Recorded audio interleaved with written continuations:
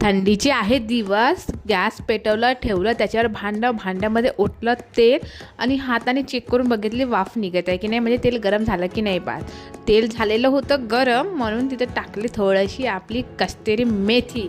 मस्त कस्तुरी मेथी टाकून झाला, तिथे टाकलं एक भलं मोठं तेजपात, मोठी इलायची आणि एक लहान इलायची टाकून दिली, एक थोडंसं कलम टाकून दिलं आणि तिथे टाकले मग जिरा आणि मोहरी. त्यानंतर त्याला चांगलं भाजून घ्यायचं आपल्या तेलामध्ये. बारीक कापलेलं कांदा त्याच्यामध्ये टाकून घ्यायचं आणि लालसर येतपर्यंत त्याला आपल्याला तेलामध्येच ठेवायचं आहे. तर आज मी बनवणार आहे इथे मस्त असं दाणा भात आणि मसाले भात जे आपण म्हणतो ते.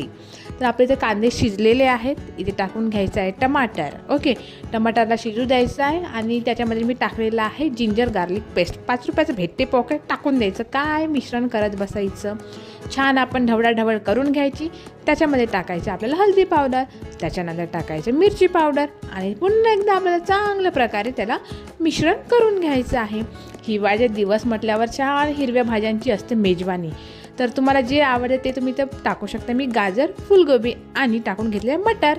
चांगल्या प्रकारे ते एक मिश्रण करून घ्यायचं आहे. ठीक आहे.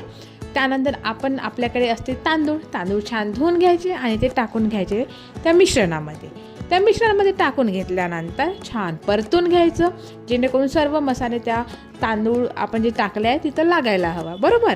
तर ते छान आपण मिक्सअप करून घेऊया. आपण जेवढे तांदूळ घेतले त्यानुसार टाकून घ्यायचं आहे पाणी टाकून घ्यायचं आणि आपली झाकणी ठेवून घ्यायची. एकदा तुम्ही फिरवू शकता. ओके. आणि इथं आपण मीठ पण टाकलेलं नाही आहे, तर मीठ पण तुम्ही टाकू शकता. ओके. मीठ टाकून झाल्यानंतर ती ढवळाढवळ करून घ्यायची, पाणी आटून जातं आणि झाकण ओपन करून बघा, आपला भात, मसाले भात, आपला दाणा भात इथे शिजलेला आहे.